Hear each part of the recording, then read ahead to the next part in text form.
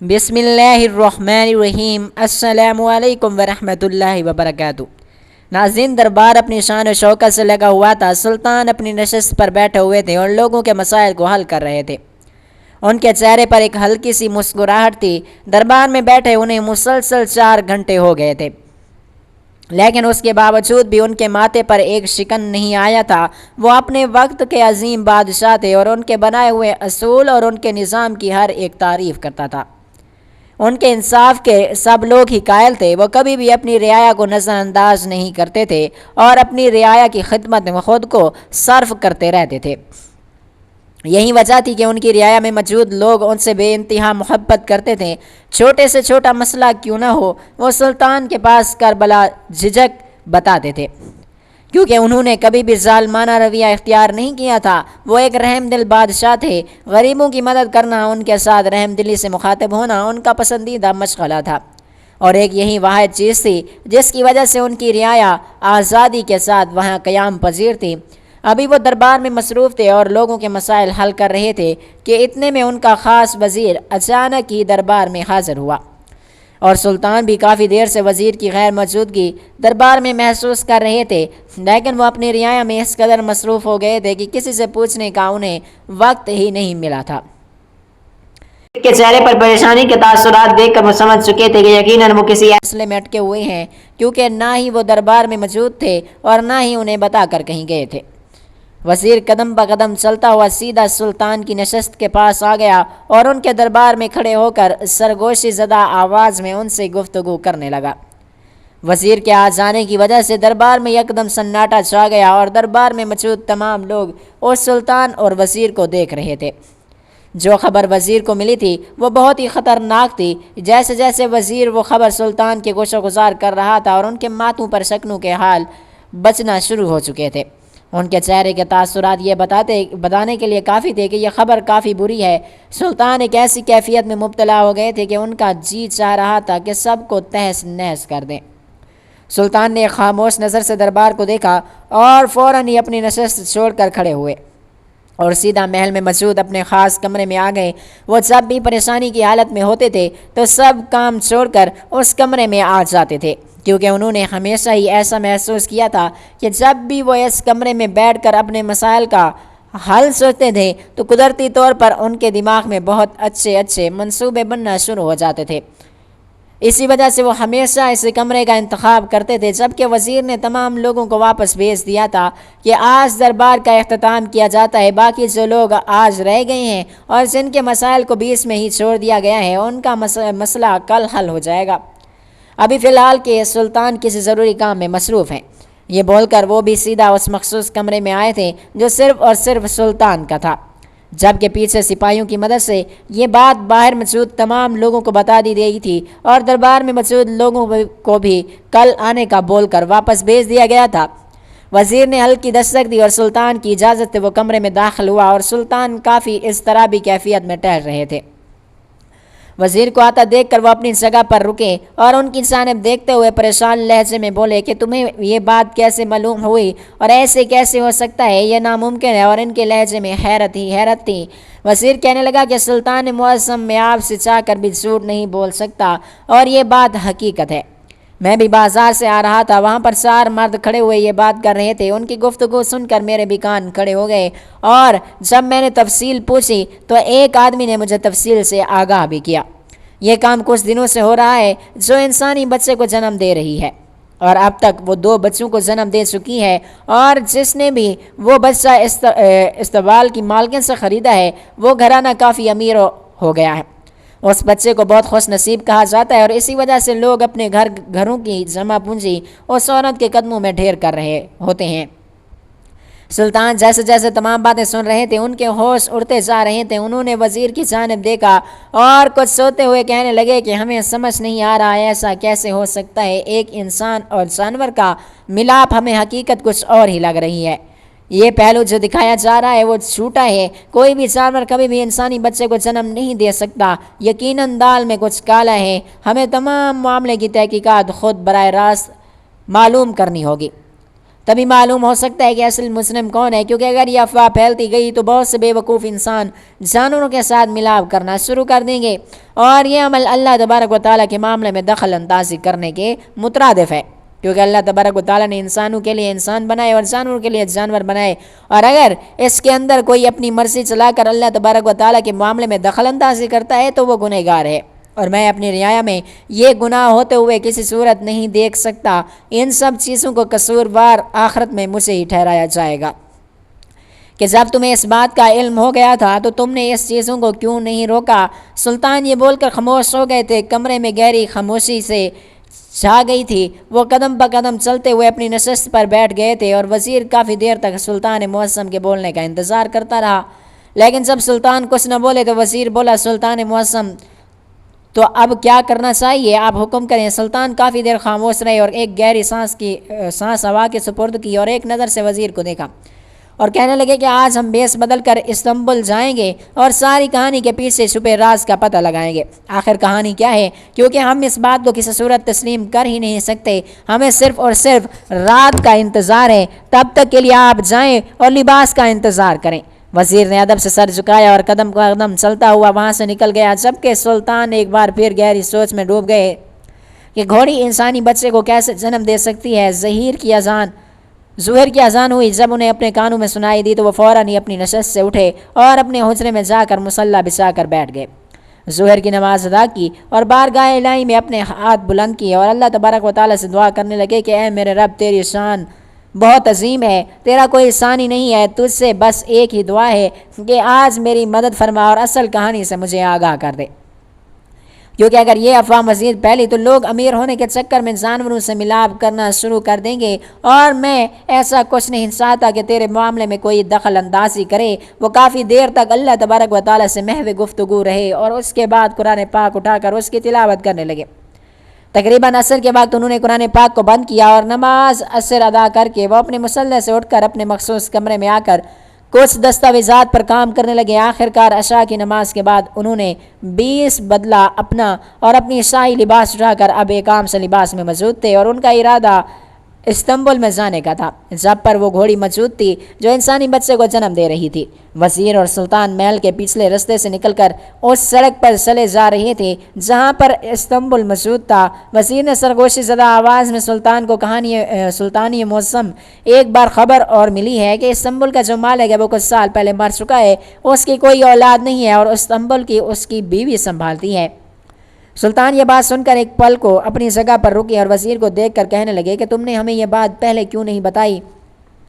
وزیر کہنے لگا کہ سلطان معظم معافی چاہتا ہوں، دراصل یہ بات مجھے بھی ابھی معلوم ہوئی ہے جب میں نے اس کی اچھے سے جانچ پڑتال کروائی ہے۔ سلطان نے ایک ایک نظر وزیر کو دیکھا اور خاموشی سے آگے بڑھ گئے۔ وہ لوگ سیدھا استنبول کے پاس پہنچے تھے۔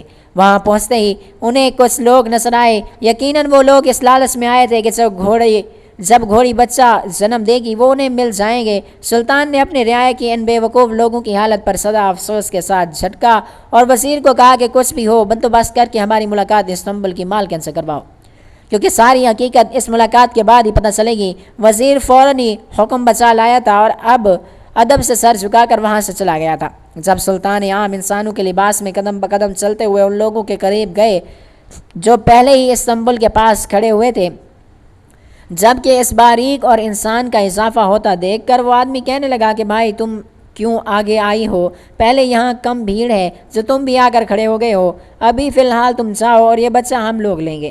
سلطان نے ان لوگوں کی جانب دیکھا اور کہنے لگے کہ ایک بچہ تم سب کیسے لوگے؟ ایک بچہ تو صرف ایک ہی افراد لے سکتا ہے۔ اور سب مردوں میں سے ایک کہنے لگا کہ ہم لوگوں نے یہ طے کیا ہے کہ یہ بچہ ہم لوگ اس شرط پر خرید لیں گے اور اس کے بعد کچھ دنوں کے لیے ایک بچے کو ہم اپنے پاس اپنے گھر میں رکھیں گے، اس کی پرورش کریں گے، اس طرح سے ہم سب آرام سے امیر ہو جائیں گے۔ سلطان نے افسوس سے سر ہلایا۔ اتنی دیر میں وزیر وہاں پہنچ گیا تھا اور سرگوشی زدہ آواز میں سلطان کو اس عورت کا پیغام پہنچانے لگا تھا۔ سلطان نے سر کو ہلکی سی جنبش دی تھی اور وزیر کے ساتھ استنبول کے اندر چلے گئے تھے، جبکہ وہ لوگ باتیں کر رہے تھے، لیکن سلطان نے ان بے وقوف لوگوں پر کان دھرنا ضروری نہیں سمجھا تھا۔ وہاں داخل ہوتے ہی سلطان نے پورا استنبول پر ایک طاہرانہ نگاہ ڈالی اور ایک چارپائی پر بیٹھ گئے اور ان کے بیٹھے ان کے بیٹھے وزیر نے بتایا کہ اس نے اس عورت کو چند سونے کے سکوں کی لالچ دی تو وہ فوراً ملاقات کے لیے راضی ہو گئی تھی۔ ابھی تھوڑی دیر میں وہ آتی ہی ہوگی۔ سلطان خاموش بیٹھے ہوئے تھے۔ تھوڑی دیر بعد ہی وہ عورت قدم بہ قدم چلتی ہوئی سلطان معظم کے پاس آ گئی تھی، جبکہ وہ عورت سلطان کو دیکھتے ہوئے کہنے لگی کہ جی فرمائیے، آپ مجھ سے کیوں ملاقات کرنا چاہتے تھے؟ سلطان اس عورت کا اچھے سے جائزہ لے رہے تھے۔ انہوں نے اس عورت کی بات سنی اور کہنے لگے کہ دراصل ہم نے سنا ہے کہ آپ اس استنبول میں جو گھوڑی موجود ہے وہ انسانی بچے کو جنم دے رہی ہے، اور جو بھی شخص اس بچے کو خرید رہا ہے وہ چند ہی دنوں میں امیر سے امیر تر ہو رہا ہے، کیا یہ بات حقیقت ہے؟ وہ عورت ہلکا سا مسکرائی اور اس بات پر سر ہلاتے ہوئے کہنے لگی کہ جی ہاں، یہ بات حقیقت ہے۔ کیا آپ اس بچے کو بھی خریدنا چاہتے ہیں؟ سلطان نے سر کو ہاں میں ہلایا اور کہنے لگے کہ بالکل، میں ایک تاجر ہوں، اور تاجر تو ویسے بھی پیسہ بنانا جانتا ہے۔ اگر اس بچے کو خرید کر مجھے منافع ہوتا ہے تو میں بے شک اس بچے کو خرید لوں گا۔ تو وہ عورت بولی، ابھی آپ کو بچہ نہیں مل سکتا، کیونکہ پہلے ہی بہت سے لوگوں کی بکنگ ہو گئی ہے اور لوگ لائن میں کھڑے ہوئے ہیں کہ اگر آپ بچے کو خریدنا چاہتے ہیں تو آپ کو منہ مانگی قیمت ادا کرنی پڑے گی، کیونکہ پہلے ہی بہت سے خریدار میرے پاس موجود ہیں۔ سلطان اس دورانیہ میں پورے استنبول کا جائزہ لے رہے تھے۔ انہوں نے سر کو ہلکی سے جنبش دی اور کہنے لگے کہ تمہیں جتنا بھی پیسہ چاہیے ہم ادا کرنے کو تیار ہیں، بس ایک بار ہمیں اس گھوڑی کو دکھا دو جو یہ بچہ پیدا کرنے والی ہے۔ وہ عورت ہاں میں سر ہلا کر انہیں اپنے ساتھ آنے کا بول کر اندر کو چلنے لگی، جبکہ سلطان اور ان کا وزیر اس عورت کے پیچھے پیچھے ہی چل رہے تھے۔ وہ ایک کونے میں کھڑی ہوئی تھی، ایک سفید گھوڑی کے پاس آئی جو حاملہ تھی۔ اس نے دھیرے دھیرے اس گھوڑی کے سر پر ہاتھ پھیرا اور سلطان کو دیکھتے ہوئے کہنے لگی کہ صاحب، یہی وہ گھوڑی ہے جو انسانی بچے کو جنم دیتی ہے۔ سلطان نے ایک نظر اس گھوڑی کو دیکھا اور چند ایک بات کر کے وہاں سے نکلنے لگے۔ جب سلطان استنبول سے نکلے، اچانک ہی سلطان کے پاؤں کو ایک ٹھوکر لگی اور سلطان گرتے گرتے سنبھل جاتے تھے، لیکن اچانک ہی ان کی نظر استنبول کے برابر میں موجود اس عورت کے گھر کی طرف پڑتی ہے۔ جو چیز انہیں نظر آئی تھی وہ انتہائی حیران کر دینے والی تھی۔ جب وہ عورت سلطان اور وزیر کو آتا دیکھتی ہے تو وہ فوراً ہی اپنے چہرے کے تاثرات سنبھالنا شروع کر دیتی ہے، لیکن جو چیز انہوں نے سامنے دیکھی تھی وہ اس بات کی نشاندہی کرتی تھی کہ وہ جھوٹی مکار ہے۔ اس بات کے پیچھے ایک بہت بڑی سچائی ہے۔ وہ لوگوں سے پیسہ بٹورنے کے چکر میں یہ غلط افواہ پھیلا رہی ہے، لیکن وہ اس بات سے ناواقف تھی کہ جب اللہ تعالیٰ سچ سامنے لاتا ہے تو وہ وسیلے خود بخود ہی بنا دیتا ہے۔ سلطان نے ایک نظر اس عورت کو دیکھا اور وزیر کے ہمراہ وہاں سے نکل گئے، جبکہ وزیر سلطان سے کچھ کہنا چاہتا تھا، لیکن سلطان کے چہرے کے تعصب رات کی وجہ سے بالکل ہی خاموش ہو گئے تھے۔ بہرحال واپس آ کر وہ سیدھے اپنے مخصوص کمرے میں آ گئے تھے اور ساتھ میں وزیر کو آنے کے لیے بھی بول دیا تھا۔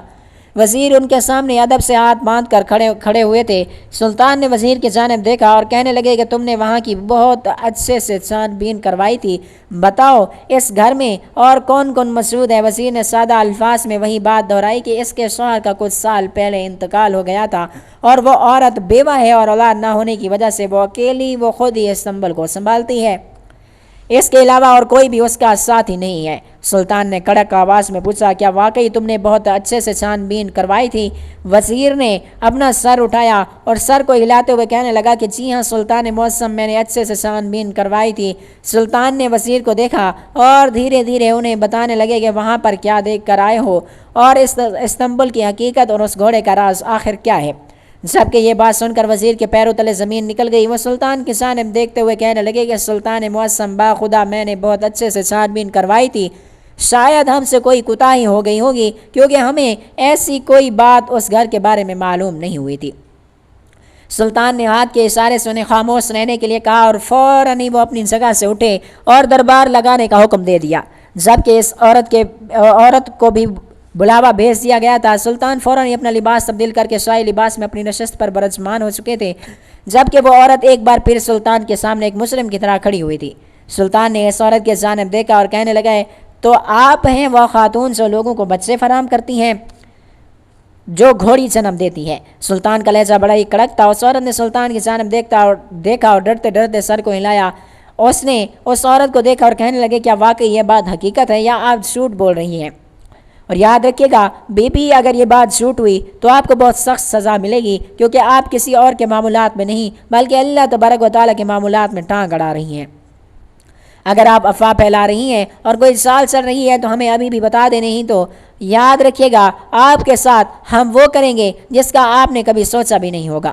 وہ عورت فوراً اس سلطان معظم کی بات کی نفی کرتے ہوئے کہنے لگی کہ نہیں نہیں سلطان معظم، میں سچ کہہ رہی ہوں، میری گھوڑی انسانی بچہ جنم دیتی ہے، ایسی بات نہیں، آپ کو کوئی غلط فہمی ہے۔ سلطان نے ایک نظر اس عورت کو دیکھا اور کہنے لگے تو ٹھیک ہے، ہم اس راز کو جاننے کے لیے تمہارے ساتھ دربار چلیں گے۔